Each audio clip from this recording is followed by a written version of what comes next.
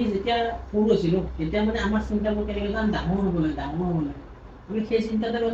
মানে মনটো এনেকুৱা লাগিব ডাঙৰ হ'লে কাৰণ যদি আমি ডাঙৰ হ'ব পাৰিলোঁ তেতিয়াহ'লে আমাক কোনো বাধা দিব নালাগে য'তে ইচ্ছা তাকে বিন্দাছ যাই থাকিলে কাকো কৈ যাব নালাগে মানে কেনেকুৱা চিন্তা এতিয়া বৰ্তমান যিহেতু আমি ডাঙৰ হৈছোঁ ন